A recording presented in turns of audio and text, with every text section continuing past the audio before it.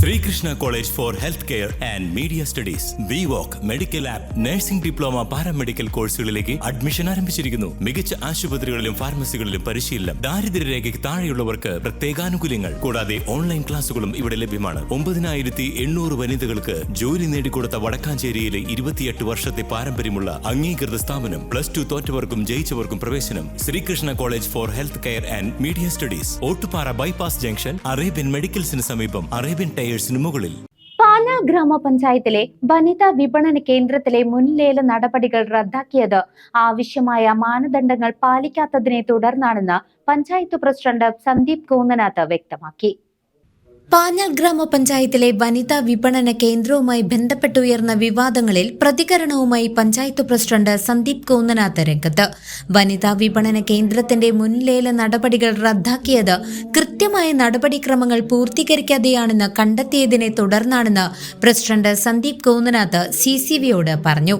അതിലെ ഒരു ഭാഗം എന്ന് പറയുന്നത് നിലവിൽ ഈ വിപണന കേന്ദ്രത്തിന്റെ നൽകിയത് കൊട്ടേഷൻ ലേലവുമായി ബന്ധപ്പെട്ട കാര്യം പുതിയ ഭരണസമിതി വന്നപ്പോൾ അട്ടിമറിക്കപ്പെട്ടു എന്നുള്ള ഒരു വാദം അതിനകത്തുണ്ട്. അതിൻ്റെ സത്യാവസ്ഥ എങ്ങനെയാണെന്ന് വെച്ച് കഴിഞ്ഞാൽ കഴിഞ്ഞ ഭരണസമിതിയുടെ അവസാന ഘട്ടത്തിലാണ് ഈ കെട്ടിടം 15-12 തീയതിയിലെ ഒരു കമ്മിറ്റി അവസാനത്തിന് തൊട്ട് മുമ്പത്തെ, അതായത് കമ്മിറ്റിയിലാണ് ഈ ശ്രീജ എന്ന് പറയുന്ന ഒരാളുടെ പേരിൽ ആ ഒഴിഞ്ഞുകിടക്കുന്ന കടമുറി അനുവദിച്ചുകൊണ്ട് കമ്മിറ്റി തീരുമാനിക്കുന്നത്. ആ തീരുമാനം അവർ ടെൻഡർ കൊട്ടേഷൻ വിളിക്കുകയും അതിനകത്ത് പങ്കെടുക്കുകയും ചെയ്തിരുന്നു. ആ ഒരു സാഹചര്യത്തിൽ പക്ഷേ തൊട്ടടുത്ത ദിവസം തന്നെ നമുക്ക് അവർ ഇവിടെ പഞ്ചായത്ത് കോമ്പൗണ്ടിൽ തന്നെയുള്ള മൃഗാശുപത്രിയിലെ താൽക്കാലിക ജീവനക്കാരിയായിട്ട് 20 വർഷത്തോളം ജീവിക്കുന്നുണ്ട്. അവർ നിലവിൽ ഇവിടുത്തെ താൽക്കാലിക ജീവനക്കാരിയായിട്ട് ഇന്നും തുടരുന്ന ഒരാളാണ്. അവരുടെ പേരിലാണ് എന്നുള്ള അപാകതയെ സംബന്ധിച്ച് പരാതി വന്നു. പരാതി വരുന്നത് പുതുതായി വന്ന ഭരണസമിതിയുടെ കാലഘട്ടത്തിലേക്കാണ് വരുന്നത്.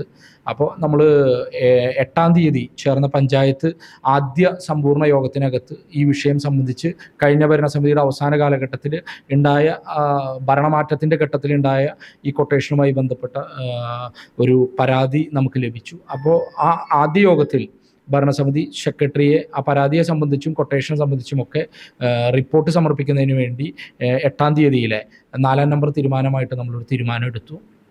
തുടർന്ന് 12-ാം തീയതി ചേർന്ന യോഗത്തിനകത്ത് സെക്രട്ടറി ഇത് പരിശോധിച്ച റിപ്പോർട്ട് കമ്മിറ്റി മുമ്പാകെ അവതരിപ്പിച്ചു. എല്ലാ ഭരണസമിതി അംഗങ്ങളും ഹാജരായ കമ്മിറ്റിക്കകത്താണ്. അപ്പോൾ ഈ ഒരു വാദഗതി ഉയർന്നു വന്ന വ്യക്തിയുടെ ജീവനക്കാരിയാണെന്നും അവർ സ്വയം തൊഴിലിനല്ല, അവരുടെ അയൽവാസിയായ ഒരാൾക്ക് സ്റ്റുഡിയോ നടത്താനാണ് ഇത് നിലവിൽ ആവശ്യപ്പെട്ടത് എന്നും പറഞ്ഞു.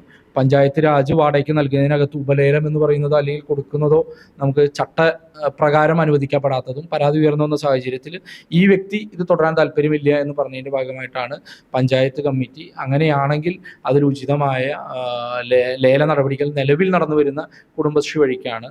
ഇതിൻ്റെ ബൈലോവുമായി ബന്ധപ്പെട്ട് ലേലം നടത്തുന്നതിൻ്റെ പഞ്ചായത്ത് ബൈലോ നിലവിൽ അംഗീകരിച്ചു വന്ന സാഹചര്യം ഇല്ലാത്തതിനാൽ അതുവരെ തുടരാനും ബൈലോ ഉൾപ്പെടെയുള്ളത് പരിഗണിച്ചുകൊണ്ട് ചെയ്യാൻ അവരെ ചുമതലപ്പെടുത്തുകയാണ് ചെയ്തത്. മുൻപത്തെയും കുടുംബശ്രീ അംഗങ്ങൾ തന്നെയാണ് വന്നത്. പക്ഷേ ഇത്തരം ആക്ഷേപങ്ങളാളെ ഒഴിവാക്കി ഇത്തരത്തിൽ അടഞ്ഞു കിടക്കുന്ന കെട്ടിടങ്ങൾ ഉപയോഗ സജ്ജമാക്കണമെന്നുള്ള നിർദ്ദേശം തന്നെയാണ് നൽകിയത്.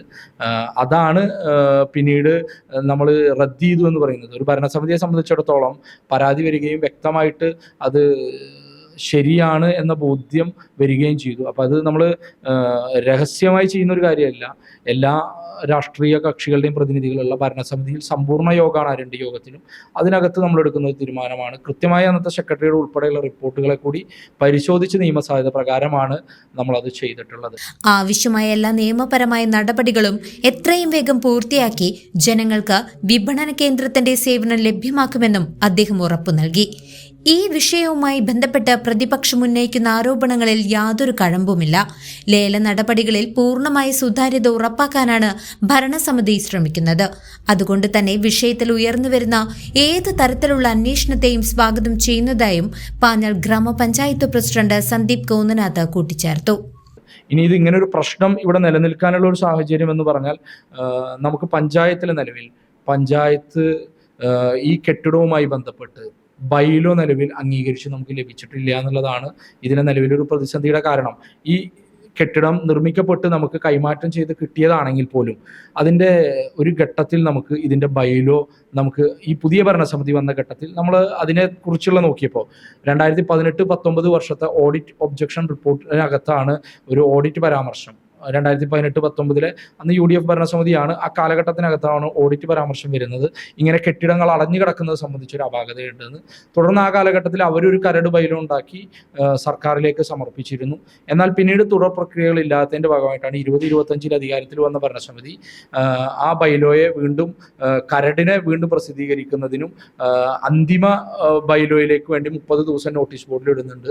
അതിനുശേഷം ആ ബൈലോ അംഗീകാരത്തിനായിട്ട് ഡയറക്ടറേറ്റിലേക്ക് നൽകുകയാണ് ഉണ്ടായത്.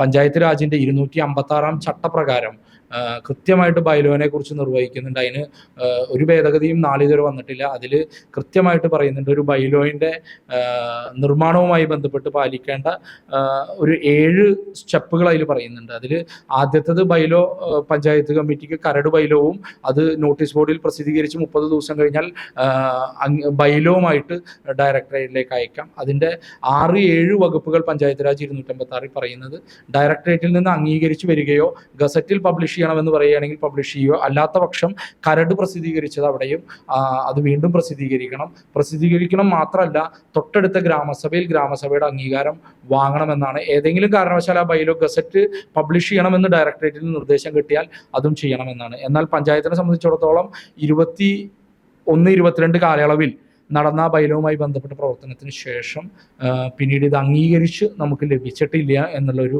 കുഴപ്പം കൊണ്ടാണ് നമ്മളിത് പറയുന്നത്. കാരണം 254 ചട്ടമാണ് ഇത്തരം ബൈലോ നിർമ്മിക്കാൻ പഞ്ചായത്തിന് അധികാരം നൽകുന്നത്. അതിനകത്ത് വ്യക്തമായി പറയുന്നുണ്ട് ബൈലോ പഞ്ചായത്ത് രാജിന് ഉൾപ്പെട്ടതാണെന്ന് അംഗീകരിച്ച് ലഭിച്ച് ഉറപ്പാക്കുന്നതിൻ്റെ ഭാഗമായിട്ടാണ് നടപ്പിലാക്കാൻ കഴിയുന്നത്. കാരണം ഏതെങ്കിലും പഞ്ചായത്ത് രാജ് ആക്ടിന് വയലേറ്റ് ചെയ്യുന്ന ബൈലോ ഖണ്ഡികകൾ ഉണ്ട് എന്നുണ്ടെങ്കിൽ അത് അംഗീകരിച്ച് കിട്ടുന്ന തീയതിയാണ് പ്രസിദ്ധീകരിക്കുന്ന തീയതിയായിട്ട് നമ്മൾ ചെയ്യേണ്ടത്. അങ്ങനെ അത് ഡേറ്റഡ് എന്നാണ് എന്നിടുന്നതാണ് നമ്മുടെ നിലവിലെ ഈ ബൈലോവുമായി ബന്ധപ്പെട്ട് നിൽക്കുന്ന ഒരു അവസ്ഥ. അപ്പോൾ അതുകൊണ്ടാണ് അത് നിലവിൽ ആവർത്തിച്ചു വരുന്ന കുടുംബശ്രീ 2005 കാലയളവിൽ അവർ തുടർന്ന് വരുന്ന ഒരു പ്രക്രിയയാണ് ഈ ഭരണസമിതി തുടരുന്നത്. അതിനകത്ത് ചില സാങ്കേതിക അപാകതകൾ ഇല്ലേ എന്ന് ചോദിച്ചാൽ അത് നിവർത്തിക്കാൻ വേണ്ടിയിട്ട് അതിൻ്റെ വിവരം നമുക്ക് തേടേണ്ടതുണ്ട്. കാരണം ജില്ലാ പഞ്ചായത്ത് നിർമ്മിച്ച ഈ കെട്ടിടത്തിൻ്റെ നിർമ്മാണ ഘട്ടത്തിൽ അതിൻ്റെ DPR-നകത്ത് ഇത് എന്ത് ഒബ്ജക്റ്റീവിലാണ് അവർ ചെയ്തത്, കുടുംബശ്രീക്ക് നൽകാൻ കഴിയുമോ, വനിതാ വിപണന കേന്ദ്രമാണോ എന്നുള്ള AS വാങ്ങിയ DPR-ൻ്റെ കോപ്പി നമ്മൾ ജില്ലാ പഞ്ചായത്തിനോട് ചോദിച്ചിട്ടുണ്ട്. അത് കഴിഞ്ഞ് നടന്ന പഞ്ചായത്ത് യോഗത്തിലും ജില്ലാ പഞ്ചായത്ത് യോഗത്തിലും ഇത് സൗജന്യമാക്കാനെടുത്ത തീരുമാനമുണ്ടോ എന്ന പരിശോധന ഞങ്ങളിപ്പോൾ ഇന്ന് രേഖാമൂലം നമ്മൾ ആവശ്യപ്പെട്ടിട്ടുണ്ട്. അപ്പോൾ ഇത് രണ്ടും പരിശോധിച്ച് കഴിഞ്ഞാലാണ് അന്ന് നാളെ ഇതുവരെ 2018-19 വരെയുള്ള ഒരു 15 വർഷക്കാലം ഇതെങ്ങനെയാണ് നടന്നത്. കാരണം പഞ്ചായത്ത് രാജിൽ ഒരു ഇളവ് എന്ന നിലക്ക് പറയുന്നുണ്ട്.